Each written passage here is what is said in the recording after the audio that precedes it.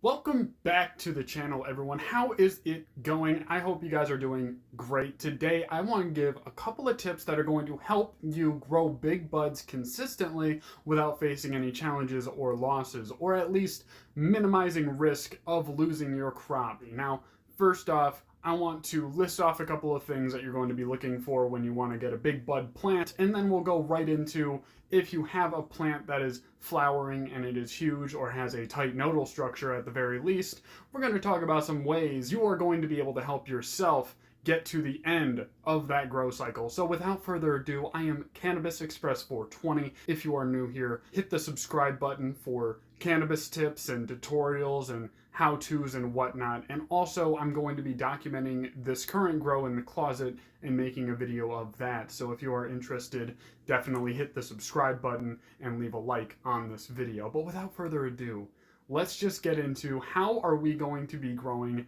big buds in 2024. We all know how to get big buds, and the number one thing is genetics, and then it's followed by nutrients in quality and quantity, and then we're also going to be looking at your training, tie downs and whatnot, and making sure you're giving this plant all of the odds to get huge buds, and you've finally achieved your dream. Well, how are you going to get that plant to finish without getting bud rot or powdery mildew or something of this sort?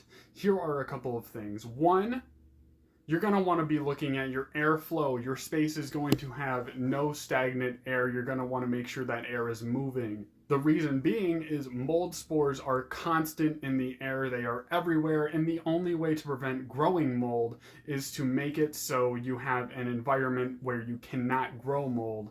And for that to happen, you have to have air moving around, pushing those mold spores everywhere, making sure they can't land on your plant and reproduce. So proper airflow is number one. And if you guys are looking for airflow, you guys can go to AC Infinity. They have quality fans and a whole lot of good grow technology. I'm not affiliated with them in any way, but they do make great quality growing equipment. So go check them out if you're looking for airflows or exhausts or anything like that. Second, we're going to be going to climate. And normally when I talk about climate, we're talking about three big things. We're looking at the light, we are looking at the humidity, and we are looking at the temperature. All of these things need to be in check, but how are we going to check them, make sure they're in the ranges where we're not going to be growing mold and potentially killing off our plants? So I'm going to start with humidity.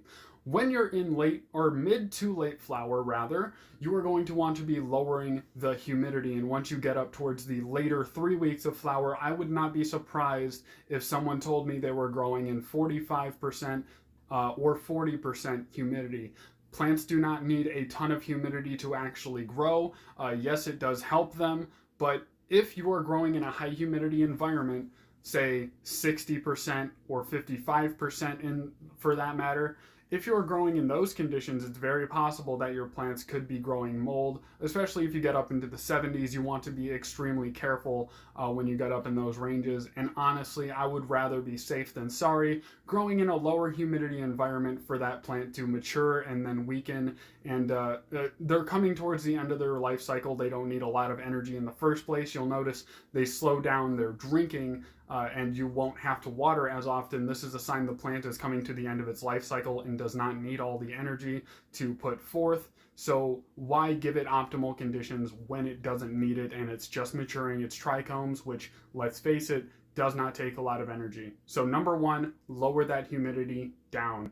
Temperature, also going to want to be cooling it down. Not only does this help bring out a fade, but mold is not going to want to grow in cold temperatures. We're going to be going to the 60s to 65, maybe even down into the 50s. Again, I would not be surprised if someone told me they were growing that low if they're growing a indica cultivar that has thick buds that are very stout and tight nodal structure.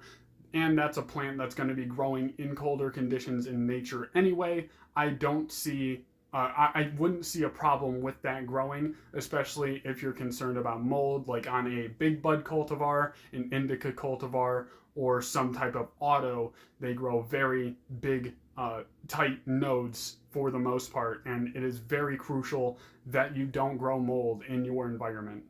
Number three, we're going to be talking about lighting. Why is your lighting important for growing big buds? Why is it important for avoiding your buds getting smaller? Well, you're going to want to have it in a good range. You're going to want to make sure it's not super intense, because these LEDs lately have very high intensity for their light spectrum and are shooting down so many photons. It can be very easy to dial that light too high. What you're going to want to avoid is doing it so high that you get foxtailing, which is going to make your buds smaller by default. And if you're trying to get big buds, you're going to want to avoid foxtailing from what I see. I don't personally do a lot of foxtailing, but from what I see of foxtailing, it looks like something I personally want to avoid, and I wouldn't advise anyone tries to foxtail. But some people do, and I'm sure they have their reasons, and I'm not shaming that practice at all. It's just not for me. And you're going to want to make sure your intensity isn't so low that it's not getting all the light it needs to finish off its light cycle and also pack on those thick buds. It needs a lot of energy to be able to pull this off, but it does not need so much that it's going to foxtail your bud. And once you find that happy medium, which is going to be different for every plant, you're going to want to find the height, you're going to want to find the dim, you're going to want to find every possible thing and dial that light in. That is going to bring you to a next level. And if you have been a little bit loosey-goosey with your specs like I have, it's very easy to wonder what's going on with your plants and why they're growing differently when you just need to adjust your light. Either get the footprint high, or you need to get that intensity higher or lower. I hope these tips help you guys get your plants to survive throughout the entire grow cycle when you have those big buds. If you guys want a new video talking about how to actually achieve big buds on your plants, leave a comment down below. Let me know if you liked this video, what you liked about it, what you disliked about it. I will see you guys next time. Again, subscribe if you're new. Also, shout out to Fufu and Nimbus. You guys are my channel members, and you make this all possible, and I appreciate you. If you guys would like to join the member program, go down and hit join. If you would like to support the channel, go and leave a super thanks under the subscribe button, and I will see you next time. Thank you very much.